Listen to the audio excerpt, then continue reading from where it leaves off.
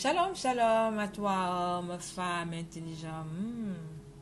Soldat, il faut être intelligent pour arrêter de courir dans le monde et s'asseoir pour écouter la parole de Dieu. Car il est écrit qu'au commencement était la parole, et la parole était avec Dieu, et la parole était Dieu. Tu es quelqu'un de béni. Car Jésus est avec toi, il est aussi avec moi. Car il a dit dans Matthieu 28 au verset 20, « Je serai avec vous tous les jours jusqu'à la fin des temps. » Alors tu sais que tu dois faire attention à tout ce que tu dis, à tout ce que tu fais, car il est là avec toi, il entend et il voit tout. Alors viens, nous allons continuer à chercher dans les Écritures comment marcher sur le chemin, la vérité et la vie. Aujourd'hui, nous sommes dans le 5e chapitre de Saint Jean qui nous raconte une histoire.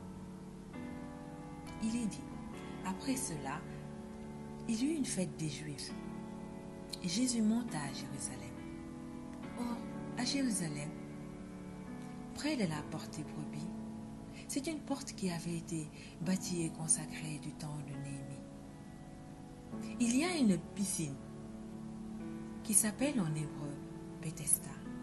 Bethesda veut dire maison du miracle, maison de la grâce, le lieu où on pouvait venir avoir un miracle. Voilà. Cette piscine, elle avait 5 portiques. Sous ces portiques étaient couchés un grand nombre de malades. Des aveugles, des boiteux, des paralytiques. Ils attendaient le mouvement de l'eau. Car un ange descendait de temps en temps dans la piscine et agitait l'eau. Et celui qui descendait, le premier, après que l'eau avait été agitée, était guéri, quelle que fût sa maladie. Béni soit Dieu. Là se trouvait un homme malade depuis 38 ans.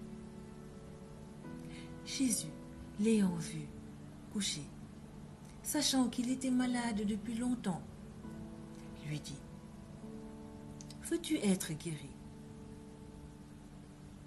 Et le malade lui répondit, « Seigneur, je n'ai personne pour me jeter dans la piscine quand l'eau est agitée. Quand j'y vais, un autre descend avant moi. Lève-toi, lui dit Jésus, prends ton lit et marche. Aussitôt, la Bible dit, l'homme fut guéri. Il prit son lit et marcha. C'était un jour de sabbat.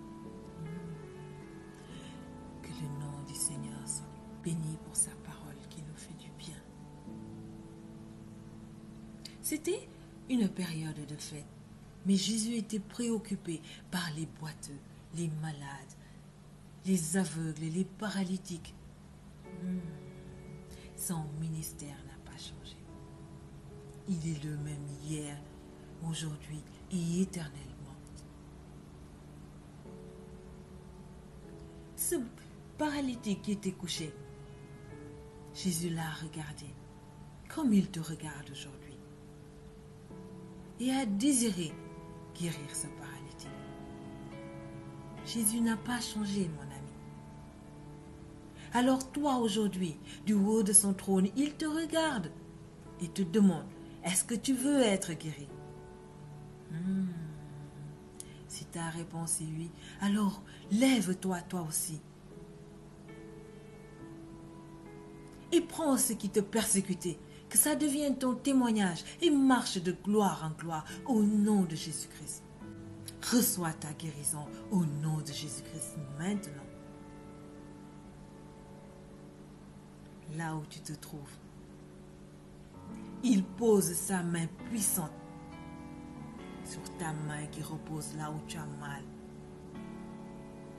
Et la puissance qui repose en lui chasse loin de toi toute maladie.